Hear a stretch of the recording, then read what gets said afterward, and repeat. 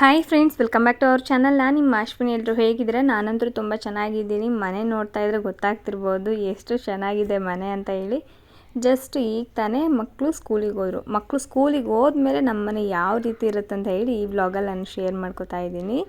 ಇವತ್ತು ಮಾತ್ರ ಫುಲ್ ಅಲ್ಲೋಲ ಕಲ್ಲೋಲನೇ. ಮನೆ ಫುಲ್ಲು ಎಲ್ಲ ಬಿಟ್ಟಿದ್ದಾರೆ. ಎಲ್ಲ ಐಟಮ್ಸು ಎಲ್ಲಿ ಬೇಕಲ್ಲೇ ಇದ್ದಾವೆ.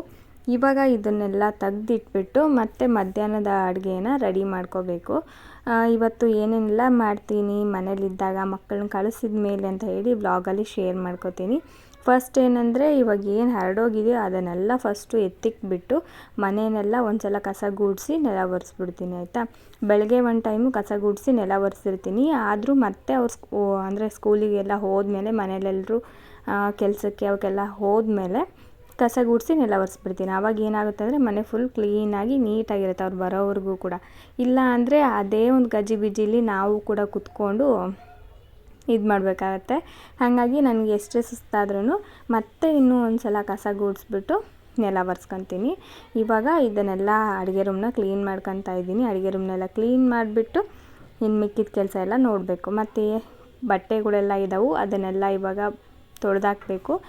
ಈ ಕೆಲಸ ಎಲ್ಲ ಮುಗಿಸ್ಕೊಂಡು ಅಂದರೆ ಮನೆಯೆಲ್ಲ ಒಳಗಡೆ ಕ್ಲೀನ್ ಮಾಡ್ಕೊಂಡಾದಮೇಲೆ ಬಟ್ಟೆನೂ ಕೂಡ ಒಗ್ದಾಕ್ಬಿಟ್ಟು ಆಮೇಲೆ ಮಿಕ್ಕಿದ ಕೆಲಸ ಎಲ್ಲ ಮಾಡ್ಕೋತೀನಿ. ಇವಾಗ ಫಾಸ್ಟಾಗಿ ಎಲ್ಲ ಕೆಲಸನೂ ಕೂಡ ಸ್ಟಾರ್ಟ್ ಮಾಡ್ಕೋಬೇಕು. ಇವಾಗ ನೋಡಿ, ಮನೆ ಒಳಗಡೆ ಎಲ್ಲ ಕ್ಲೀನ್ ಎಲ್ಲ ಆಯಿತು. ಕಸ ಗುಡಿಸಿದ್ದಾಯಿತು, ನೆಲ ಒರೆಸಿದ್ದಾಯಿತು, ಮನೆ ಫುಲ್ ಕ್ಲೀನ್ ಮಾಡಿದ್ದಾಯಿತು. ಈಗ ಬಟ್ಟೆ ಒಗೆಯೋಣ ಅಂತ ಹೇಳ್ಬಿಟ್ಟು ಹೊರಗಡೆ ಬಂದೆ. ಬಟ್ಟೆ ಒಗಿಬೇಕಿತ್ತು. ಅಷ್ಟೊತ್ತಿಗೆ ಇನ್ನು ಬಿಸಿಲು ಕೂಡ ಚೆನ್ನಾಗಿ ಬಂದುಬಿಟ್ಟಿತ್ತು. ಆದರೆ ಸೂರ್ಯನ ಬೆಳಕು ಡೈರೆಕ್ಟಾಗಿ ನಮ್ಮ ಮನೆ ಮುಂದ್ಗಡೆ ಸರ್ರಾಗಿ ಬೀಳುತ್ತೆ. ಕುತ್ಕೊಂಡು ಹೊರಗಡೆ ಪಾತ್ರೆ ತೊಳೆಯೋಕ್ಕೂ ಆಗೋಲ್ಲ, ಬಟ್ಟೆ ಒಗೆಯೋಕ್ಕೂ ಆಗೋಲ್ಲ. ಮನೆ ಬಾಗಿಲಲ್ಲಿ ಇವಾಗ ನಾನು ಇಲ್ಲಿ ನಿಂತ್ಕೊಂಡು ಬಟ್ಟೆ ಎಲ್ಲ ಇದು ಮಾಡ್ತಾಯಿದ್ದೀನೋ ಅಲ್ಲಿ. ಹಾಗಾಗಿ ನಾನೇನು ಮಾಡ್ತೀನಿ ಅಂದರೆ, ಇಲ್ಲಿ ಮನೆ ಮುಂದ್ಗಡೆಗೇ ಕುತ್ಕೊಂಡು ಬಟ್ಟೆ ಏನಾದರೂ ಇದ್ದರೆ ಅದೆಲ್ಲ ತೊಳೆದಾಕೊಂಡ್ಬಿಡ್ತೀನಿ. ಮತ್ತು ಪಾತ್ರೆಗಳೆಲ್ಲ ಇಲ್ಲೇ ಕುತ್ಕೊಂಡು ವಾಶ್ ಮಾಡಿಬಿಡ್ತೀನಿ. ನನಗೆ ಏನಂದರೆ ಬಿಸಿಲಲ್ಲಿ ಕುತ್ಕೊಂಡ್ಬಿಟ್ರೆ ತಲೆ ತಿರುಗುತ್ತೆ ನನಗೆ. ಇವಾಗಿಂದಂತಲ್ಲ, ನಾನು ಚಿಕ್ಕವಳಿದ್ದಾಗಿಂದನೂ ಕೂಡ ಅದೊಂದು ಅಭ್ಯಾಸ ಆಗಿಬಿಟ್ಟಿದೆ ನನಗೆ. ಒಂದು ಸ್ವಲ್ಪ ಏನಾದ್ರು ಬಿಸಿಲಲ್ಲಿ ಜಾಸ್ತಿ ತಿರುಗಾಡಿದೆ, ಇಲ್ಲಾಂದರೆ ಬಿಸಿಲಲ್ಲಿ ಒಂದು ಸ್ವಲ್ಪ ಹೊತ್ತು ಕುತ್ಕೊಂಡು ಏನಾದ್ರು ಕೆಲಸ ಮಾಡಿದೆ ಅಂದರೆ ಇಮಿಡಿಯೇಟ್ಲಿ ನಂಗೆ ತಲೆ ತಿರುಗೋದು, ಇಲ್ಲ ತಲೆ ತಿರುಗಿ ಬಿದ್ದುಬಿಡೋದು ಹಾಗೆಲ್ಲ ಆಗ್ತಾಯಿರುತ್ತೆ. ಅದು ಯಾವ ಕಾರಣಕ್ಕಾಗುತ್ತೋ ಗೊತ್ತಿಲ್ಲ ನನಗೆ. ಹಾಗಾಗಿ ಅಮ್ಮನೂ ಕೂಡ ಅದನ್ನೇ ಹೇಳ್ತಾರೆ, ನೀನು ಜಾಸ್ತಿ ಬಿಸಿಲಲ್ಲಿ ಕುತ್ಕೋಬೇಡ ನೀನು ಅಂತ ಹೇಳ್ತಿರ್ತಾರೆ. ಯಾಕಂದರೆ ತುಂಬ ಸಲ ಅದನ್ನು ನೋಡಿದ್ದಾರೆ. ಒಂದು 2-3 ಸಲ ತಲೆ ತಿರುಗಿ ಬಿದ್ದುಬಿಟ್ಟಿದ್ದೀನಿ. ಅಂದರೆ ಈ ರೀಸೆಂಟಲ್ಲೇ ತಲೆ ತಿರುಗಿ ಬಿದ್ದುಬಿಟ್ಟಿದ್ದೀನಿ ಬಿಸಿಲಲ್ಲಿ ಕುತ್ಕೊಂಡಿರೋದಕ್ಕೆ. ಆಮೇಲೆ ಸ್ಕೂಲಲ್ಲೂ ಅಷ್ಟೇ, ಸ್ವಲ್ಪ ಬಿಸಿಲಲ್ಲಿ ಹಿಂಗೆ ಆಟಾಡಿಸ್ತಾರಲ್ವ, ಆಟಾಡಿ ಸುಸ್ತಾಗಿ ಅವಾಗೂ ಕೂಡ ಒಂದು 2-3 ಸಲ ತಲೆ ತಿರುಗಿ ಬಿದ್ದುಬಿಟ್ಟಿದ್ದೆ. ಹಾಗಾಗಿ ಆವಾಗಲಿಂದನೂ ಕೂಡ ಸ್ವಲ್ಪ ಬಿಸಿಲು ಅಂದ್ರೇ ಸ್ವಲ್ಪ ಭಯ ಪಡ್ತೀನಿ ನಾನು. ಅದಕ್ಕೇ ಇಲ್ಲಿ ಕುತ್ಕೊಂಡು ಬಟ್ಟೆ ಒಗಿತಾ ಇದ್ದೀನಿ. ಅದು ಎಷ್ಟೇ ನೋಡಿ ಅಲ್ಲಿ ಬಿಸಿಲು ಹೆಂಗೆ ಬಿದ್ದಿದೆ ಅಂತ. ಆವಾಗಲೇ ಅಷ್ಟೊಂದು ಬಿಸಿಲು ಅಂತ ಅನ್ನಿಸ್ತಾ ಇರಲಿಲ್ಲ, ಬಟ್ ಇವಾಗ ತುಂಬ ಬಿಸಿಲಾಯಿತು. ಹಾಗಾಗಿ ನಾನು ಅಲ್ಲಿ ಕೂರೋದು ಬೇಡ ಅಂತ ಹೇಳ್ಬಿಟ್ಟೆ ಇಲ್ಲಿ ಕುತ್ಕೊಂಡು ಬಟ್ಟೆ ಒಗಿತಾ ಇದ್ದೀನಿ. ನನಗೆ ಬಟ್ಟೆ ಒಗೆಯೋದಂದರೆ ತುಂಬ ಇಷ್ಟ. ಅದರಲ್ಲಿ ಏನಂದರೆ ಬಿಸಿಲಿತ್ತಂದರೆ ನಿಜವಾಗ್ಲೂ ಅದು ಎಷ್ಟೇ ಬಟ್ಟೆಗಳಿದ್ರೂ ಕೂಡ ನಾನು ಒಗೆಯೋಕ್ಕೆ ಹೋಗಲ್ಲ. ಈ ಥರ ಮನೆ ಬಾಗಿಲಲ್ಲಿ ಕುತ್ಕೊಂಡು ಒಗೆಯೋದಿದ್ರೆ ಮಾತ್ರ ಒಗಿತೀನಿ, ಇಲ್ಲಾಂದರೆ ಇಲ್ಲ. ಹಾಗೆ ಹೊಸದಾಗಿ ಚಾನಲ್ನ ನೋಡ್ತಾ ಇದ್ರೆ ಪ್ಲೀಸ್ ಸಬ್ಸ್ಕ್ರೈಬ್ ಮಾಡ್ಕೊಂಡು ನೋಡಿ. ನಿಮ್ಗೆ ಈ ವಿಡಿಯೋ ಇಷ್ಟ ಆದರೆ ಒಂದು ಲೈಕ್ ಮಾಡಿ, ಶೇರ್ ಮಾಡಿ ಫ್ರೆಂಡ್ಸ್. ಹಾಗೆ ನಿಮ್ಗೆ ಏನು ಅನಿಸ್ತು ಅಂತಲೂ ಕೂಡ ಕಾಮೆಂಟ್ ಮಾಡಿ. ನನಗೆ ಇಷ್ಟೊಂದೆಲ್ಲ ಕೆಲಸ ಮಾಡ್ಕೊತೀನಿ, ಅದನ್ನೇ ಕೇಳ್ತಿರ್ತಾರೆ ಒಬ್ಬೊಬ್ಬರು, ನೀವು ಮನೇಲಿ ಅಷ್ಟೊಂದೆಲ್ಲ ಕೆಲಸ ಮಾಡ್ತಾನೇ ಇರ್ತೀರಲ್ವ, ಅದು ಹೇಗೆ ನಿಮಗೇನು ಬೇಜಾರಾಗಲ್ವ ಅಂತ ಕೇಳ್ತಾರೆ. ನಿಜವಾಗ್ಲೂ ಬೇಜಾರಾಗಲ್ಲ. ಒಂದೊಂದು ಸಲ ಅಂತೂ ಅಂದರೆ ತುಂಬ ಓವರ್ ಕೆಲಸ ಆಗಿಬಿಡ್ತು, ಮನೇಲಿ ಮಕ್ಕಳು ಇದ್ದು ತುಂಬ ಕಾಡಿಸ್ತಿದ್ದಾರೆ ಅಂದರೆ ಮಾತ್ರ ತುಂಬ ಬೇಜಾರಾಗಿಬಿಡುತ್ತೆ. ಅದನ್ನು ಬಿಟ್ಟರೆ ಮನೇಲಿ ಮಕ್ಕಳಿಲ್ಲ ಅಂದರೆ ಆರಾಮಾಗಿ ಎಲ್ಲ ಕೆಲಸನೂ ಮಾಡ್ಕೊಂಬಿಡ್ತೀನಿ. ಇದು ಒಂದೇ ಕೆಲಸ ಅಂತಲ್ಲ, ನೀವು ಎಷ್ಟೇ ಕೆಲಸ ಹೇಳಿದರೂ ಕೂಡ ಏನು ಬೇಜಾರಿಲ್ದಂಗೆ ಮಾಡ್ಕೊತೀನಿ. ಅದು ಒಂದು ರೀತಿ ನನಗೇನಂದರೆ ಮಕ್ಕಳು ಇದ್ದಾಗ ಅವರು ಕಡೆನೇ ನೋಡಬೇಕು. ಅವ್ರು ತುಂಬ ತಲೆಹರಟೆ ಮಾಡ್ತಿರ್ತಾರೆ, ತುಂಬ ಗಲಾಟೆ ಮಾಡ್ಕೊತಿರ್ತಾರೆ. ಇಬ್ಬರು ಕೂಡ ಒಬ್ರಿಗೊಬ್ರು ಹೊಡ್ಕೊಳೋದು, ಜಗಳ ಮಾಡೋದು ಅದೇ ಆಗಿಬಿಟ್ಟಿರುತ್ತೆ. ಈ ಕಡೆ ಕೆಲಸ ಮಾಡೋದಕ್ಕೂ ಬಿಡಲ್ಲ, ಕೆಲಸ ಮಾಡೋ ಟೈಮಲ್ಲಿ ತುಂಬ ಕಾಡಿಸ್ತಾರೆ. ಹಾಗಾಗಿ ಏನೂ ಕೂಡ ಮಾಡೋದಕ್ಕಾಗಲ್ಲ. ಇವಾಗ ಅವ್ರು ಇಲ್ವಲ್ಲ, ಹಾಗಾಗಿ ಎಲ್ಲ ಕೆಲಸನೂ ಕೂಡ ಎಷ್ಟೊತ್ತಾದರೂ ಪರವಾಗಿಲ್ಲ, ಕೊನೆಗೆ ಅವ್ರು ಬರೋವರೆಗೂ ಬೇಕಾದ್ರೆ ಕೆಲಸಗಳು ಎಷ್ಟೇ ಇದ್ರೂ ಕೂಡ ಮಾಡ್ಕೊಳ್ಳೋಣ ಅಂತ ಹೇಳ್ಬಿಟ್ಟು ಮಾಡ್ಕೊತಾ ಇರ್ತೀನಿ. ಇವಾಗ ರೊಟ್ಟಿ ಮಾಡೋಣ ಅಂತ ಹೇಳ್ಬಿಟ್ಟು ರೊಟ್ಟಿ ಮಾಡೋದಕ್ಕೆ ಹಿಟ್ಟೆಲ್ಲ ಕಲಸಿಟ್ಕೊಂಡಿದ್ದೆ. ಇವಾಗ ರೊಟ್ಟಿ ಮಾಡೋದಕ್ಕೆ ಕೂತ್ಕೊಂಡಿದ್ದೀನಿ. ಅಮ್ಮ ಇದ್ದರು ಅಂದರೆ ಅಮ್ಮ ರೊಟ್ಟಿ ಮಾಡೋದಕ್ಕೆ ಬಿಡಲ್ಲ ನನ್ನ, ಅಮ್ಮನೇ ಮಾಡ್ತಾರೆ. ಇವತ್ತು ಅಮ್ಮ ಬೇರೆ ಇಲ್ವಲ್ಲ, ಹಾಗಾಗಿ ನಾನೇ ರೊಟ್ಟಿ ಮಾಡೋಣ ಅಂತ ಹೇಳ್ಬಿಟ್ಟು ಕುತ್ಕೊಂಡಿದ್ದೀನಿ. ಅಂದರೆ ರೊಟ್ಟಿ ಅಷ್ಟೊಂದು ಕೆಟ್ಟದಾಗಿ ಮಾಡ್ತೀರಾ, ಅದಕ್ಕೆ ಅಮ್ಮ ಬಿಡಲ್ವಾ ಅಂತಂದರೆ ಹಾಗಲ್ಲ, ನನಗೆ ಮೊದಲಿಂದನೂ ಕೂಡ ರೊಟ್ಟಿ ಮಾಡಿ ರೂಢಿ ಇಲ್ಲ, ಹಾಗಾಗಿ ಅದಕ್ಕೋಸ್ಕರ ಅಮ್ಮ ಬಿಡಲ್ಲ. ಅದನ್ನು ಬಿಟ್ಟರೆ ಮತ್ತೇನೂ ಇಲ್ಲ.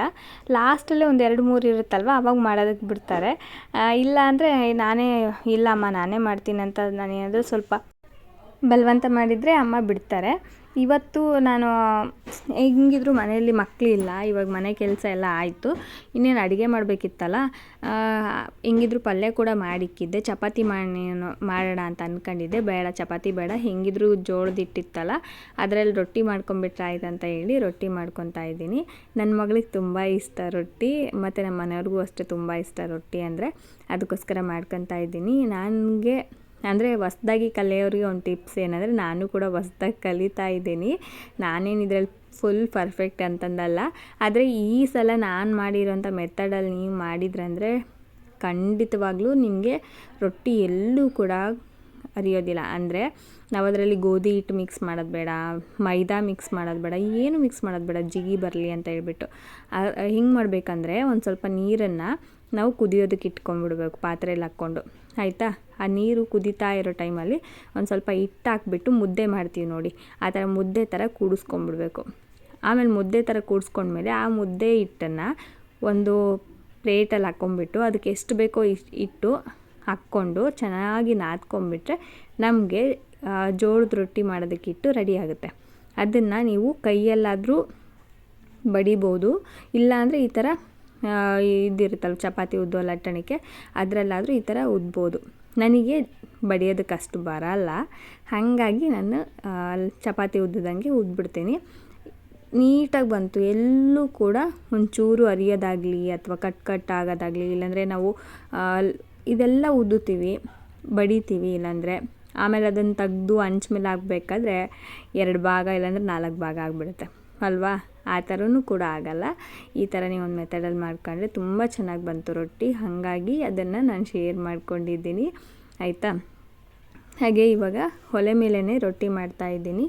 ಮನೇಲಿ ಯಾರೂ ಇಲ್ಲಪ್ಪ, ಮಕ್ಕಳು ಯಾರೂ ಇಲ್ಲ ಅಂದರೆ ನಾನು ಆರಾಮಾಗಿ ಒಲೆ ಮೇಲೇ ಎಲ್ಲ ಕೆಲಸ ಮಾಡ್ಕೊಂಬಿಡ್ತೀನಿ. ಈ ಕಡೆ ನಮಗೆ ಗ್ಯಾಸ್ ಕೂಡ ಮಿಕ್ಕುತ್ತೆ ಅಲ್ವಾ, ಮತ್ತು ಒಂದು ರೂಢಿ ಕೂಡ ಇರುತ್ತೆ. ನಾವು ಗ್ಯಾಸ್ ಮೇಲೆ ಡಿಪೆಂಡ್ ಆಗಬೇಕು ಅಂತಂದು ಇರಲ್ಲ, ಎಲ್ಲೋದ್ರೂ ಕೂಡ ಆರಾಮಾಗಿ ಜೀವನ ಮಾಡ್ಬೋದು. ಗ್ಯಾಸ್ ಇಲ್ಲಂದ್ರೂ ಕೂಡ ಜೀವನ ಮಾಡ್ಬೋದು. ಗ್ಯಾಸ್ ಇದ್ದರೆ ಮಾತ್ರ ಅಡುಗೆ ಮಾಡ್ಕೊಂಡು ತಿನ್ನಬೇಕಂತಂದೇನಿಲ್ಲ. ಗ್ಯಾಸ್ ಇಲ್ಲಾಂದ್ರೂ ಕೂಡ ಈ ಥರ ಒಲೆಗಳಿದ್ದರೆ, ಇಲ್ಲಾಂದರೆ ಬರೀ 3 ಕಲ್ಲು ಇಟ್ಕೊಂಡು ಕೂಡ ನಾವು ಮಾಡ್ಕೊಂಡು ತಿನ್ನೋದಕ್ಕೆ ಅಭ್ಯಾಸ ಇದೆ ನನಗೆ. ಹಾಗಾಗಿ ನನಗೆ ಒಲೆ ಮೇಲೆ ಮಾಡೋದಕ್ಕೆ ತುಂಬ ಇಷ್ಟ. ಏನಂದರೆ ನಮ್ಮ ಜೀವನ ನಮಗೆಲ್ಲದೂ ಕಲಿಸ್ಬಿಡುತ್ತೆ ಪಾಠ ಅಲ್ವಾ. ನಮ್ಮ ಜೀವನನೇ ನಮಗೊಂದು ಸ್ಕೂಲು, ನಮ್ಮ ಜೀವನದಲ್ಲಿ ಕಲಿಯೋಂಥದ್ದು ಎಲ್ಲ ನಮಗೊಂದು ಲೆಸನ್ಸು. ನಾವೇ ಟೀಚರು, ನಾವೇ ಸ್ಟೂಡೆಂಟು, ಎಲ್ಲದನ್ನು ಕೂಡ ನಾವೇ ಕಲ್ತ್ಕೊಂಡ್ಬಿಡ್ಬೇಕು. ಮತ್ತು ಏನು ಕಲ್ತ್ಕೋಬೇಕು, ಏನು ಕಲ್ತ್ಕೋಬಾರ್ದು ಅಂತಂದು ಕಲ್ತ್ಕೋಬಾರ್ದು ಅಷ್ಟೇ. ಅದು ನಮ್ಮ ಮೇಲಿರುತ್ತೆ ಚಾಯ್ಸು, ಅದನ್ನು ಬಿಟ್ಟರೆ ಮತ್ತೇನಿಲ್ಲ. ನನಗೇನಂದರೆ ಈ ಥರ ರೊಟ್ಟಿ ಮಾಡ್ಕೋಬೇಕಂದ್ರೆ ಗ್ಯಾಸ್ ಮೇಲೆ ಮಾಡೋದಕ್ಕಿಂತ ಈ ಥರ ಮಾಡೋದು ತುಂಬ ಇಷ್ಟ. ಮತ್ತು ಸಾಂಬಾರಾಗಲಿ ಅನ್ನ ಆಗಲಿ ಒಲೆ ಮೇಲೆ ಮಾಡಬೇಕು, ಚೆನ್ನಾಗಿರುತ್ತೆ. ಅಂದರೆ ಇವಾಗೆಲ್ಲ ಯಾರ ಮನೇಲೂ ಅಷ್ಟೊಂದು ಒಲೆಗಳಿಲ್ಲ, ಯಾಕಂದರೆ ಎಲ್ಲ ತೆಗೆಸ್ಬಿಟ್ಟು ಗ್ಯಾಸು ಅದೇನೇನೋ ಮಾಡ್ಕೊತೀವಲ್ವ. ನಮಗೆ ಇವಾಗ ಮಾಡ್ರನ್ ಆಗಿರೋ ಕಿಚನ್ ಬೇಕು ಹಂಗೆ ಅಂತ ಎಲ್ರಿಗೂ ಕೂಡ ಆಸೆ ಇರುತ್ತೆ, ಇರಲ್ಲ ಅಂತಲ್ಲ. ಆ ಥರ ಮಾಡ್ಕೊಳೋ ಟೈಮಲ್ಲಿ ಒಲೆ ಎಲ್ಲ ಹೋಗಿರುತ್ತೆ, ಆಯಿತಾ. ಒಲೆ ಇಲ್ಲ ಅಂದರೆ ಇನ್ನೇನು ಮಾಡೋಕ್ಕಾಗಲ್ಲ, ಗ್ಯಾಸ್ ಸ್ಟವ್ ಮೇಲೇ ಮಾಡ್ಕೋಬೇಕು. ನಮಗೆ ಒಲೆ ಇರೋದ್ರಿಂದ ನಾನು ಒಲೆ ಮೇಲೇ ಮಾಡ್ಕೊತೀನಿ. ಫ್ಯೂಚರಲ್ಲಿ ಅಕಸ್ಮಾತ್ ನಮ್ಮ ಮನೆ ಕಟ್ಟಿಸ್ತೀವಿ ಅಂದರೂ ಕೂಡ ಒಲೆನ ಡೆಫಿನೆಟ್ಲಿ ಒಲೆನೂ ಇರಲೇಬೇಕಂತಂದೇಳಿ ಒಲೆ ಕಟ್ಟಿಸ್ಕೊತೀನಿ. ನನಗೆ ಅಷ್ಟೊಂದು ಇಷ್ಟ, ಹಾಗಾಗಿ. ಮತ್ತು ಇವಾಗ ಒಲೆ ಮೇಲೇ ರೊಟ್ಟಿ ಮಾಡ್ತಾಯಿದ್ದೀನಿ. ರೊಟ್ಟಿ ಮಾಡಿಬಿಟ್ಟು ಎಲ್ಲ ಅಡುಗೆನೂ ಕೂಡ ಇದರಲ್ಲೇ ಮಾಡೋಂದ್ರೂ ಕೂಡ ಮಾಡಿಬಿಡ್ತೀನಿ. ಎಷ್ಟೇ ಜನಕ್ಕೆ ಅಡುಗೆ ಮಾಡೋಂದ್ರೂ ಕೂಡ ರೊಟ್ಟಿ ಆಗಲಿ ಅಥವಾ ರೈಸ್ ಆಗಲಿ, ಮುದ್ದೆ ಆಗಲಿ, ಸಾಂಬಾರಾಗಲಿ ಎಲ್ಲದೂ ಕೂಡ ಒಲೆ ಮೇಲೇ ಮಾಡಮ್ಮ ಅಂದರೆ ಒಲೆ ಮೇಲೇ ಮಾಡೋದಕ್ಕೆ ರೆಡಿ ನಾನು. ಯಾಕಂದರೆ ರೂಢಿ ಆಗಿಬಿಟ್ಟಿದೆ. ಮೊದಲೆಲ್ಲ ಒಲೆ ಮೇಲೆ ಒಲೆ ಹತ್ರ ಕೂತ್ಕೊಂಡು ಅಡುಗೆ ಮಾಡೋದಂದ್ರೆ ತುಂಬ ಕಷ್ಟ ಅನಿಸ್ತಾಯಿತ್ತು. ಹೇಳ್ತೀವಲ್ವ, ಕಲಿತಾ ಎಲ್ಲದೂ ಕೂಡ ಒಂದು ರೀತಿ ಸರಾಗವಾಗಿ ಆಗಿಬಿಡುತ್ತೆ. ಹಾಗೇ ಇವಾಗ ಒಲೆ ಮೇಲೇ ಇವಾಗ ಸಾಂಬಾರು ಬಿಸಿ ಮಾಡೋಣ ಅಂತೇಳಿ ಇಟ್ಟಿದ್ದೆ. ಮತ್ತು ಅಕ್ಕಿ ಬೇರೆ ತೊಳ್ಕೊಂಬಂದ್ಬಿಟ್ಟಿದ್ನ, ಇನ್ನೇನು ಮಾಡೋದು, ಸಾಂಬಾರು ಕುದ್ದಿರಲಿಲ್ಲ. ಆಮೇಲೆ ಬೇಕಾದ್ರೆ ಮತ್ತೆ ಇಟ್ಕೊಂಡು ಕುದಿಸಿದ್ರೆ ಆಯ್ತು ಅಂತ ಹೇಳಿ ಫಸ್ಟ್ ಅನ್ನಕ್ಕೆ ಇಕ್ಬೇಡ, ಅನ್ನ ಆಗಿಬಿಡಲಿ ಆಮೇಲೆ ಸಾಂಬಾರು ಮಾಡಿದ್ರೆ ಆಯ್ತು ಅಂತ ಹೇಳಿ ಇವಾಗ ಸಾಂಬಾರು ಚೆಕ್ ಮಾಡಿದೆ, ಅದೇನು ಕುದೀತಾ ಇರಲಿಲ್ಲ. ಅದಕ್ಕೋಸ್ಕರ ಮತ್ತು ಇವಾಗ ಸಾಂಬಾರನ್ನ ಕೆಳಗಡೆ ಇಳಿಸ್ಬಿಟ್ಟು ಅನ್ನಕ್ಕೆ ಇಕ್ಕಬೇಕು. ಮತ್ತು ಇನ್ನೊಂದು ರೊಟ್ಟಿ ಇತ್ತಲ್ಲ, ಹಾಗೆ ಹಂಚಿನ ಮೇಲೆ ಬಿಟ್ಬಿಟ್ಟೆ. ಅದು ಆ ಬಿಸಿಗೇ ಕಡ್ಕಲ್ ರೊಟ್ಟಿ ಇರುತ್ತಲ್ವ, ಕ್ರಿಸ್ಪಿ ರೊಟ್ಟಿ ಆ ಥರ ಆಗಿಬಿಡುತ್ತೆ. ಹಾಗಾಗಿ ಅದ್ರ ಮೇಲೇ ಬಿಟ್ಟಿದ್ದೀನಿ. ಈಗ ಅನ್ನ ಮಾಡೋದಕ್ಕೂ ಕೂಡ ಇಟ್ಟಿದ್ದೀನಿ. ಅನ್ನನೂ ಅಷ್ಟೇ ತುಂಬ ಚೆನ್ನಾಗಾಗುತ್ತೆ ಇದರಲ್ಲಿ. ನಾವು ಬೇಕಾದ್ರೆ ಗಂಜಿ ಬಸ್ಕೋಬೋದು, ಇಲ್ಲಾಂದರೆ ಹಾಗೇನೂ ಕೂಡ ಮಾಡ್ಕೋಬೋದು. ನಾನು ಆದಷ್ಟು ಗಂಜಿ ಬಸಿಯಲ್ಲ. ಗಂಜಿ ಬಸಿಯೋದ್ರಿಂದ ಅದರಲ್ಲಿರೋಂಥ ಅಂಶ ಎಲ್ಲ ಹೋಗ್ಬಿಡುತ್ತೆ ಅಂತ ಹೇಳ್ತಾರಲ್ಲ, ಹಾಗಾಗಿ ನಾನು ಗಂಜಿ ಬಸಿಯಲ್ಲ. ಗಂಜಿ ಬಸಿದ್ರೂ ಕೂಡ ಅದನ್ನು ಚೆಲ್ಲೋದಿಲ್ಲ, ಅದನ್ನು ಕುಡಿತೀನಿ. ಅದು ಒಂದು ರೀತಿ ರೂಢಿ ಆಗಿಬಿಟ್ಟಿದೆ ನನಗೆ. ಗಂಜಿ ಬಸಿದ್ರೆ ಕುಡಿಯೋದಕ್ಕಂತ ಇಷ್ಟ. ಮತ್ತು ಕೆಲವೊಬ್ರು ಅದನ್ನು ತಲೆಗೆಲ್ಲ ಹಚ್ಕೊತಾರೆ ಇವಾಗೆಲ್ಲ. ಅದು ಗೊತ್ತಿಲ್ಲ ಅದು ಎಷ್ಟರ ಮಟ್ಟಿಗೆ ವರ್ಕ್ ಆಕತಿ ಇಲ್ಲ ಅಂತ. ಆದರೆ ನನಗೆ ಗಂಜಿ ಕುಡಿಯೋದಕ್ಕೆ ತುಂಬ ಇಷ್ಟ. ಈಗ ಅನ್ನ ಮಾಡ್ತಾಯಿದ್ದೀನಿ. ಅನ್ನ ಆದ ತಕ್ಷಣವೇ ಸ್ವಲ್ಪ ಸಾಂಬಾರೆಲ್ಲ ಬಿಸಿ ಮಾಡಿಕೊಂಡು, ಹಾಲಿತ್ತು ಹಾಲೆಲ್ಲ ಬಿಸಿ ಮಾಡ್ಕೋಬೇಕು. ಬೇಕಂದರೆ ಇದರಲ್ಲೇ ಟೀ ಮಾಡಿಕೊಂಡು ಕುಡಿದ್ಬಿಡೋದು. ಒಂದು ಸಲ ಹೀಗೆ ಆಗಿತ್ತು, ಗ್ಯಾಸ್ ಕೂಡ ಖಾಲಿಯಾಗಿಬಿಟ್ಟಿತ್ತು. ಅದು ಇನ್ನೇನು ಸ್ಕೂಲಿಗೆ ಹೋಗಬೇಕು ಆ ಟೈಮಲ್ಲಿ ಖಾಲಿಯಾಗಿಬಿಡ್ತು. ಮತ್ತು ಟಿಫನ್ನು, ಟೀ, ಹಾಲು ಪ್ರತಿಯೊಂದು ಕೂಡ ಅದರಲ್ಲೇ ಮಾಡಿದ್ದೆ. ನನ್ನ ಮಕ್ಕಳಿಗೆ ಏನಂದರೆ, ಅಮ್ಮ ಏನಮ್ಮ ಎಲ್ಲ ಇದರಲ್ಲೇ ಮಾಡ್ತಿದ್ದೀಯಲ್ಲ ಅಂತ ಕೇಳಿದರು. ಅಂದರೆ ಯಾವತ್ತೂ ಕೂಡ ಫುಲ್ ಅದರಲ್ಲೇ ಮಾಡಿಕೊಂಡೇ ಇರಲಿಲ್ಲ. ಏನೋ ನೀರು ಕಾಯಿಸೋದು, ಅನ್ನ ಮಾಡೋದು ಮಾಡ್ತಾಯಿದ್ವಿ. ಒನ್ ಡೇ ಫುಲ್ ಅದರಲ್ಲೇ ಇದ್ವಿ. ನನ್ನ ಮಕ್ಕಳು, ಅಮ್ಮ ಇದೇನಮ್ಮ ಒನ್ ಡೇ ಫುಲ್ ಇದರಲ್ಲೇ ಮಾಡ್ತಿದ್ದೀಯ ಅಂತ ಹೇಳಿ ಕೇಳಿದರು. ಆ ಥರ ಆಗಿಬಿಟ್ಟಿತ್ತು. ಅಂದರೆ ಸಿಚುವೇಶನ್ ಹೆಂಗೆ ಬರುತ್ತೋ ಗೊತ್ತಾಗಲ್ಲ, ಸಂದರ್ಭ ಅದೆಲ್ಲ ಅಲ್ವಾ. ಹಾಗಾಗಿ ಎರಡಕ್ಕೂ ಕೂಡ ರೂಢಿ ಇರಬೇಕು. ಗ್ಯಾಸ್ ಇದ್ದರೆ ಗ್ಯಾಸ್ ಮೇಲೆ ಮಾಡ್ಕೊಳೋ ಥರ ಇರಬೇಕು, ಇಲ್ಲಾಂದರೆ ಒಲೆ ಇದ್ದರೆ ಒಲೆ ಮೇಲೆ ಮಾಡೋ ಥರ ಇರಬೇಕು. ಹಾಗಾಗಿ ಎರಡೂ ಕೂಡ ರೂಢಿ ಮಾಡ್ಕೊಂಬಿಟ್ಟಿದ್ದೀನಿ. ಇವಾಗ ಅನ್ನ ಕೂಡ ಆಗ್ತಾಯಿದೆ. ಇದನ್ನು ಸ್ವಲ್ಪ ನೀರೆಲ್ಲ ಒಂದು ಸ್ವಲ್ಪ ಹೋದ್ಮೇಲೆ ಅನ್ನ ಅಳ್ಳೋದಕ್ಕೆ ಬಿಡಬೇಕು. ಏನಾದರೂ ಮಾಡೋ ಕೆಲಸ ಅಂದರೆ ಇವಾಗ ಒಲೆ ಮೇಲೆ ಈ ಪಾತ್ರೆ ಇಡೋ ಅಂಥದ್ದು ಏನೂ ಇಲ್ಲ ಅಂದರೆ ಈ ಬೆಂಕಿ ಏನು ಉರಿತಾ ಇದೆಯೋ ಕಟ್ಟಿಗೆ ಎಲ್ಲ ತೆಗೆದ್ಬಿಟ್ಟು ಆ ಕೆಂಡದ ಜಾಳದಲ್ಲೇ ಬಿಟ್ಬಿಡ್ತೀನಿ ಅನ್ನ ಅಳ್ಳೋದಕ್ಕೆ. ಇಲ್ಲ ಕೆಲಸ ಇದೆ ಅಂದರೆ ಮಾತ್ರ ಅದನ್ನು ಹೇಗೆ ಮಾಡ್ತೀನಿ ಅನ್ನ ಅಳ್ಳೋದಕ್ಕೆ ಅಂತೇಳಿ ತೋರಿಸ್ತೀನಿ ನೋಡಿ. ಇವಾಗ ಈ ಪಾತ್ರೆನ ಪಕ್ಕಕ್ಕೆ ಇಟ್ಬಿಡ್ತೀನಿ.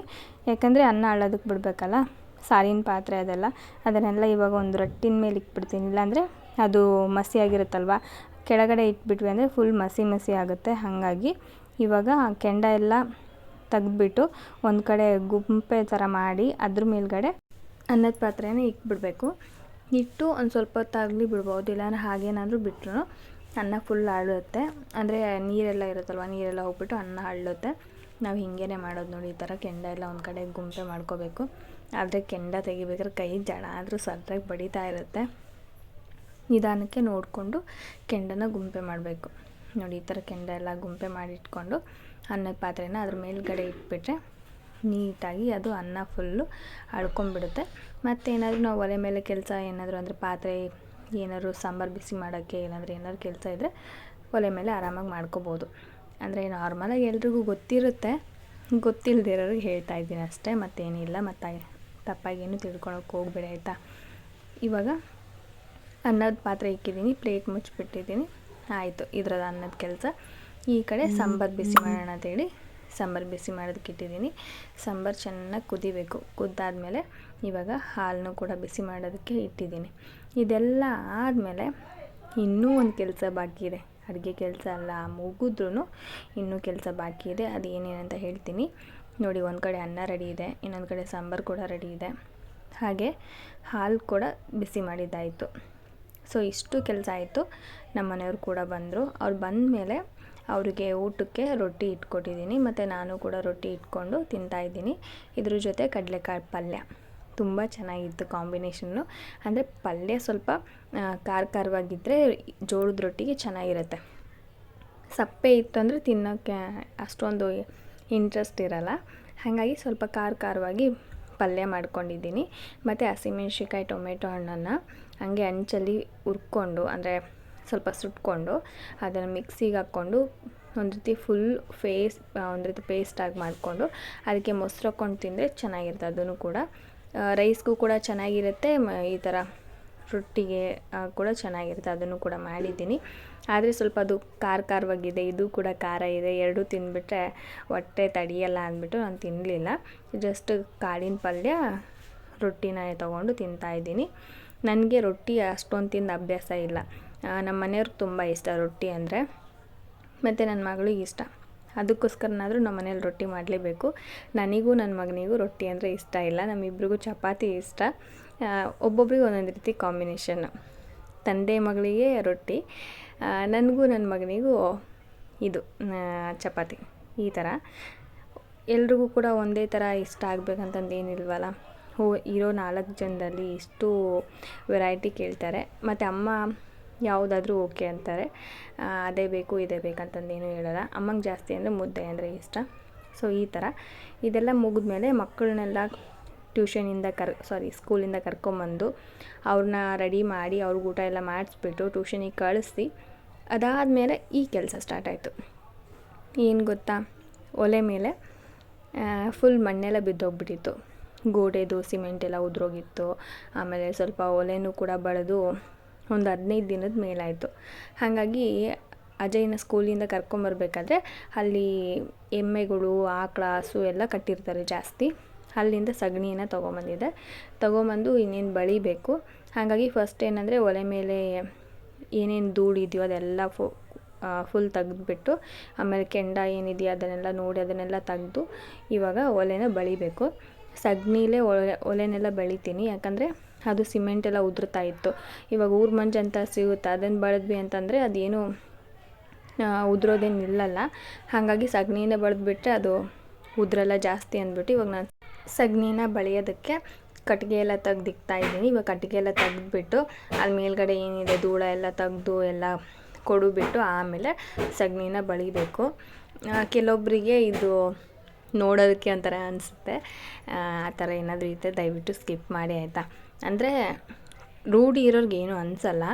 ಕೆಲವೊಬ್ರಿಗೆ ಇಂಟ್ರೆಸ್ಟಿಂದ ನೋಡ್ತಾರೆ, ಕೆಲವೊಬ್ಬರಿಗೆ ಇದೇನಪ್ಪ ಇವ್ರು ಹಿಂಗೆ ಮಾಡಕತ್ತಾರೆ ಅಂತ ಅನಿಸುತ್ತೆ. ಆದರೆ ನನ್ನ ರಿಯಲ್ ಲೈಫು ಹೆಂಗಿದೆಯೋ ನಾನು ಅದನ್ನೇ ತೋರಿಸ್ತಾ ಇರೋದು. ಅದನ್ನು ಬಿಟ್ಟರೆ ವೀಡಿಯೋಕ್ಕೋಸ್ಕರನೇ ಮಾಡಬೇಕು, ವಿಡಿಯೋ ನೋಡೋಕ್ಕೋಸ್ಕರನೇ ಮಾಡಬೇಕಂತಂದು ಮಾಡ್ತಾಯಿಲ್ಲ. ನನ್ನ ಜೀವನ ಹೆಂಗಿದೆಯೋ ಅದನ್ನು ಮಾತ್ರ ನಾನು ತೋರಿಸ್ತಾ ಇದ್ದೀನಿ. ಹಾಗಾಗಿ ಇವಾಗ ಸಗಣಿ ಬಳಿಬೇಕು. ಸಗಣಿನೆಲ್ಲ ಬಳಿದು ನೀಟಾಗಿ ಎಲ್ಲ ಇಟ್ಕೊಂಡ್ಬಿಟ್ರೆ ಒಂದು 15 ದಿನಕ್ಕೊಮ್ಮೆ ಆಗಲಿಲ್ಲ ವಾರಕ್ಕೊಮ್ಮೆ ಆಗಲಿ ಬಳಿದ್ರೆ ನೀಟಾಗಿರುತ್ತೆ. ಇಲ್ಲಾಂದರೆ ಫುಲ್ ಅದು ನಾವು ಡೈಲಿ ಒಲೆ ಹಚ್ಚೋದ್ರಿಂದ ಆ ಬೆಂಕಿ ಜಳಕ್ಕೆ ಎಲ್ಲ ಸುಟ್ಟು ಗೋಡೆ ಎಲ್ಲ ಉದುರುತ್ತಾ ಇರುತ್ತೆ. ಅದಕ್ಕೋಸ್ಕರ ಅವಾಗವಾಗ ಬಳ್ಕೊತಾನೇ ಇರ್ತೀವಿ. ಇವಾಗ ಅಮ್ಮ ನಾನೇ ಬಳಿತೀನಿ ಬಿಡು ಅಂತ ಹೇಳಿದರು. ಅಂದರೆ ಅವರು ಕೆಲ್ಸಕ್ಕೆ ಹೋಗಿದ್ದಾರೆ. ಹಾಗಾಗಿ ನಾನು ಬೇಡ ಬಿಡಮ್ಮ ನಾನೇ ಬಳಿತೀನಿ ಅಂತ ಹೇಳಿ ನಾನೇ ಬಳಿತಾ ಇದ್ದೀನಿ. ಇವಾಗ ಅಜಯ್ನ ಟ್ಯೂಷನಿಂದ ಕರ್ಕೊಂಬರೋಷ್ಟರಲ್ಲಿ ಫಾಸ್ಟಾಗಿ ಕೆಲಸ ಮುಗಿಸ್ಬೇಕು. ಮತ್ತು ಇದನ್ನು ಮುಗಿಸ್ಬಿಟ್ಟು ಮತ್ತು ಕಸ ಗುಡಿಸ್ಬಿಟ್ಟು ಮತ್ತು ದೇವ್ರ ದೀಪ ಎಲ್ಲ ಹಚ್ಬಿಟ್ಟು ಆಮೇಲೆ ಹೋಗಿ ಅಜಯ್ನ ಕರ್ಕೊಂಬರ್ಬೇಕು. ಇವಾಗ ತೋರಿಸ್ತೀನಿ ನೋಡಿ, ಯಾಕಂದರೆ ಕೆಲವರು ಇಲ್ಲ ದೂರದಿಂದ ಕಾಣ್ತಾ ಇದೆಯಲ್ಲ ಅದು ಗೊತ್ತಾಗೋದಿಲ್ಲ ನಾನು ಏನು ಮಾಡ್ತಾಯಿದ್ದೀನಂತ. ಹಾಗಾಗಿ ಹತ್ರದಲ್ಲೇ ತೋರಿಸಿದ್ರೆ ಗೊತ್ತಾಗತ್ತೆ ಅಂತ ಹೇಳಿ ಹತ್ರದಿಂದನೇ ವೀಡಿಯೋ ಮಾಡ್ತಾಯಿದ್ದೀನಿ ನೋಡಿ. ಈ ಥರ ಅಂದರೆ ಸೈಡಲ್ಲೆಲ್ಲ ಬಳಿಬೇಕು. ಹಿಂಗೆ ಮಣ್ಣೆಲ್ಲ ಉದುರ್ತಾ ಇದೆ ನೋಡಿದ್ರೆ ಈ ಥರ ಸಿಮೆಂಟ್ ಎಲ್ಲ ಉದುರ್ತಾ ಇದೆ. ಅದಕ್ಕೆಲ್ಲ ಸಗಣಿನ ಚೆನ್ನಾಗಿ ಮೆತ್ತಿಬಿಟ್ಟು ನೀಟಾಗಿ ಸಗಣಿ ಬಳಿಬೇಕು. ಆವಾಗಲೇ ಅದು ಸ್ವಲ್ಪ ಬಾಳಿಕೆ ಬರುತ್ತೆ. ಇಲ್ಲಾಂದರೆ ಇವಾಗೆಲ್ಲ ಎಲ್ಲಾಗುತ್ತೆ ಇದೆಲ್ಲ ಕ್ಲೀನ್ ಮಾಡಿಕೊಂಡು ಇದೆಲ್ಲ ಕಟ್ಟಿಸ್ಬೇಕು ಮತ್ತೆ ಅಂದರೆ ತುಂಬ ಕಷ್ಟ. ಹಾಗಾಗಿ ಇರೋದನ್ನೇ ಸ್ವಲ್ಪ ಚೆನ್ನಾಗಿ ಇಟ್ಕೊಂಡು ಹೋದ್ರಾಯಿತು. ಮತ್ತು ಇದೆಲ್ಲ ನಮ್ಮ ಮನೆಯ ಇನ್ನೊಂದು ಸಲ ಬೀಳಿಸಿ ಕಟ್ಸೋದು ಅಂದರೆ ಸಾಮಾನ್ಯ ಅಲ್ಲ. ಒಂದು ಮನೆ ಕಟ್ಟೋದು ಅಂದರೆ ಅಕಸ್ಮಾತ್ ಅಮೌಂಟ್ ಇದ್ದರೆ ಓಕೆ ಕಟ್ಟೋಣ ಅಂತ ಅಂತಿದ್ದೆ. ಅಮೌಂಟ್ ಇಲ್ಲದೇ ಇರೋ ಟೈಮಲ್ಲಿ ಕಟ್ಟೋಣ ಅಂತಂದರೆ ಇರೋ ಬರೋ ಸಾಲಗಳನ್ನೆಲ್ಲ ತಲೆ ಮೇಲೆ ಹಾಕ್ಕೋಬೇಕಾಗತ್ತೆ. ಅವಾಗ ಇನ್ನೂ ಕೂಡ ಟೆನ್ಷನ್ನು. ಇನ್ನೂ ಒಂದೊತ್ತು ಊಟ ಮಾಡೋದಕ್ಕೂ ಕೂಡ ಒಂದು ರೀತಿ ಏನೋ ಮನಸ್ಸಲ್ಲಿ ಭಯ ಇಟ್ಕೊಂಡು ಊಟ ಮಾಡೋ ಥರ ಇರುತ್ತೆ, ಸಾಲ ಎಲ್ಲ ಜಾಸ್ತಿ ಆಗಿಬಿಟ್ರೆ. ಹಾಗಾಗಿ ನಂಗೆ ಎಲ್ಲರೂ ಹೇಳ್ತಾರೆ ಮನೆ ಕಟ್ಟಿಸ್ಬಿಡಿ ಬೀಳಿಸ್ಬಿಟ್ಟು ಅಂತಂದು. ಅಂದರೆ ನಮ್ಗೆ ಗೊತ್ತಿರೋರೇ ತುಂಬ ಜನ ಹೇಳಿದ್ದಾರೆ. ಆದರೆ ನನಗೇನಂದರೆ ಅದರ ಅವಶ್ಯಕತೆ ಇಲ್ಲ ಸದ್ಯಕ್ಕೆ. ಯಾಕಂದರೆ ನಮ್ಮ ಹತ್ರ ಇದ್ದರೆ ಓಕೆ ಕಟ್ಸೋಣ ಅಂತಿದ್ದೆ. ನಮ್ಮ ಹತ್ರ ಇಲ್ಲದಿದ್ದಾಗ ಇವಾಗ ಏನಿದೆಯೋ ಅದನ್ನು ಚೆನ್ನಾಗಿ ಇಟ್ಕೊಂಡು ಅದನ್ನು ಮೇಂಟೈನ್ ಮಾಡ್ಕೊಂಡು ಹೋದರೆ ಸಾಕಲ್ವ. ಇಲ್ಲದೇ ಇರೋದನ್ನು ಬೇಕು ಅಂತ ಹೇಳಿ ಆಸೆ ಪಟ್ಟು ಅದನ್ನು ಹೊರೆ ಮಾಡ್ಕೊಳೋದಕ್ಕಿಂತ ಇರೋದನ್ನು ಚೆನ್ನಾಗಿಟ್ಕೊಂಡು ನೆಮ್ಮದಿಯಿಂದ ಬದುಕೋದು ತುಂಬ ಒಳ್ಳೆಯದಂತ ಅನಿಸುತ್ತೆ. ಹಾಗಾಗಿ ನನಗಿಲ್ಲ ನೋಡೋಣ, ಆ ಟೈಮ್ ಬರಲಿ, ಆ ದೇವ್ರು ನನಗೆ ಆ ಟೈಮ್ ಕೊಡಲಿ, ಆಮೇಲೆ ಕಟ್ಸೋಣ ಅಂತ ಹೇಳ್ಬಿಟ್ಟು ಹೇಳಿ ಸುಮ್ಮನೆ ಇದ್ದೀನಿ. ಸೊ ಅಷ್ಟೇ, ಏನು ಮಾಡೋದಕ್ಕಾಗಲ್ಲ. ನನಗೂ ಏನು ಇದನ್ನ ಕಟ್ಸ್ಬೇಕು ಅಂತಂದು ಇವಾಗ ಸದ್ಯಕ್ಕಿಲ್ಲ, ಬಂದಮೇಲೆ ನೋಡೋಣ ಅಲ್ವಾ. ಇವಾಗ ಒಲೆಗೆ ಅರಿಶಿನ ಕುಂಕುಮ ಹಚ್ತಾಯಿದ್ದೀನಿ. ಒಲೆ ಬಳದ ಮೇಲೆ ಖಂಡಿತವಾಗ್ಲೂ ಅರಿಶಿನ ಕುಂಕುಮ ಹಚ್ತೀನಿ. ಆಮೇಲೆ ಅದ್ರ ಮೇಲೆಲ್ಲ ರಂಗೋಲಿ ಬಿಟ್ಬಿಟ್ಟು ಒಂಥರ ನೋಡೋದಕ್ಕೆ ಮುದ್ದಾಗಿ ಕಾಣಬೇಕದು, ಆ ಥರ ಮಾಡ್ತೀವಿ. ನಾನಾದರೂ ಅಷ್ಟೇ, ಅಮ್ಮ ಆದರೂ ಅಷ್ಟೇ. ಅದೊಂದು ರೀತಿ ನಮಗೆ ನೋಡಿದ ತಕ್ಷಣ ಖುಷಿಯಾಗಬೇಕು. ಅಪ್ಪ ಒಲೆ ಎಷ್ಟು ಲಕ್ಷಣವಾಗಿದೆ ಅನ್ಬೇಕು. ಎಷ್ಟೊಂದು ಜನ ನಮ್ಮ ಮನೆಗೆ ಬಂದಿರೋರೆಲ್ಲ ಹೇಳ್ತಾರೆ, ಎಷ್ಟು ಚೆನ್ನಾಗಿ ಇಟ್ಕೊಂಡಿರಲ್ಲ ನೀವು ಅಂತ ಹೇಳ್ತಾರೆ. ಅವರು ಹೇಳಿ ಅಂತಂದಲ್ಲ, ನಮ್ಮ ಮನಸ್ಸಿಗೆ ಆ ಥರ ಇರಬೇಕು, ಆ ಥರ ಅನಿಸ್ಬೇಕು. ಹಾಗಾಗಿ ಇದನ್ನೆಲ್ಲ ನಾವು ರೆಡಿ ಮಾಡ್ಕೊತಾನೇ ಇರ್ತೀವಿ. ಒಲೆ ಎಲ್ಲ ಇದನ್ನು ಇವಾಗ ಕುಂಕುಮ ಹಚ್ಚಿದ್ದಾಯಿತು. ಇನ್ನೇನು ಒಂದು ಪುಟ್ಟದಾಗಿ ರಂಗೋಲಿನ ಹಾಕ್ಬಿಟ್ರೆ ಫೈನಲಾಗಿ ನನ್ನ ಕೆಲಸ ಮುಗ್ದಂಗೆ. ಆಮೇಲೆ ಇನ್ನೇನು ರಾತ್ರಿ ಕೆಲಸ ಅಂದರೆ ಏನೂ ಇಲ್ಲ. ರೊಟ್ಟಿ ಇದ್ದವು, ಸ್ವಲ್ಪ ಅನ್ನ ಐತಿ, ಸಾಂಬಾರು ಐತಿ, ಮುಗೀತು ರಾತ್ರಿ ಊಟ ಅದೇನೆ. ಇನ್ನೇನು ನೆಕ್ಸ್ಟು ಬೆಳಗ್ಗೆ ಎದ್ಬಿಟ್ಟು ಮತ್ತೆ ನನ್ನ ರೂಟೀನ್ ಸ್ಟಾರ್ಟು. ದಿನ ಅನ್ನೋದು ಹೀಗೆ ಇರಲ್ಲ. ಒಂದಿನ ಹೆಚ್ಚು ಕಡಿಮೆ ಎಲ್ಲ ಆಗುತ್ತೆ, ಒಂದೊಂದು ದಿನ ಒಂದೊಂದು ರೀತಿ ಬರುತ್ತೆ, ಕೆಲವೊಂದು ಸಲ ಏನೂ ಬರಲ್ಲ, ನಾರ್ಮಲಾಗೇ ಇರುತ್ತೆ. ದಿನ ಹೆಂಗಿರೋದು ಹಾಗೆ ಇರುತ್ತೆ ಡೈಲಿ. ಒಂದೊಂದು ದಿನ ಈ ಥರ ಎಕ್ಸ್ಟ್ರಾ ಕೆಲಸಗಳು ಕೂಡ ಆ್ಯಡ್ ಆಗುತ್ತೆ. ಎಲ್ಲದನ್ನು ಕೂಡ ಬ್ಯಾಲೆನ್ಸ್ ಮಾಡ್ಕೊಂಡು ಹೋಗಬೇಕಷ್ಟೆ. ಅಪ್ಪ ಆಗಲ್ಲ ಅಂತ ಹೇಳಿ ಕೂತ್ಕೊಂಡ್ರೆ ಏನೂ ಆಗಲ್ಲ. ಇಲ್ಲ ಮಾಡ್ತೀನಿ ಅಂತ ಕೂತ್ಕೊಂಡ್ರೆ ಮಾತ್ರ ಆಗುತ್ತೆ ಅಷ್ಟೇ. ಇವಾಗ ನೋಡಿ ಈ ಥರ ಪುಟ್ಟದಾಗಿ ರಂಗೋಲಿ ಹಾಕ್ತಾಯಿದ್ದೀನಿ. ನನಗೆ ಸಗಣಿ ಸಾರಿಸ್ಬಿಟ್ಟು ರಂಗೋಲಿ ಹಾಕೋದಂದ್ರೆ ತುಂಬ ಇಷ್ಟ. ಅದ್ರ ಮೇಲೆ ಕಾಣುವಂಥ ಕಳೆನೇ ಒಂಥರ ಇರುತ್ತೆ, ಚೆನ್ನಾಗಿರುತ್ತೆ. ಅಂದರೆ ನಾರ್ಮಲಾಗಿ ನಾವು ಏನು ಹಾಗೇ ರಂಗೋಲಿ ಹಾಕೋದಕ್ಕೂ ಸಗಣಿ ಸಾರಿಸ್ಬಿಟ್ಟು ಅದ್ರ ಮೇಲೆ ರಂಗೋಲಿ ಹಾಕೋದಕ್ಕೂ ತುಂಬ ವ್ಯತ್ಯಾಸ, ತುಂಬ ಡಿಫ್ರೆನ್ಸ್ ಅನಿಸುತ್ತೆ ಅದು ನೋಡೋದಕ್ಕೆ. ಹಾಗಾಗಿ ನನಗಿದ್ರ ಮೇಲೆ ರಂಗೋಲಿ ಹಾಕೋದು ತುಂಬ ಇಷ್ಟ. ಫೈನಲಾಗಿ ನಮ್ಮ ಒಲೆ ಹೀಗಿದೆ, ಓಕೆನಾ. ಸೊ ನಿಮಗೆ ಈ ವಿಡಿಯೋ ಇಷ್ಟ ಆದರೆ ಒಂದು ಲೈಕ್ ಮಾಡಿ, ಶೇರ್ ಮಾಡಿ, ಕಾಮೆಂಟ್ ಮಾಡಿ.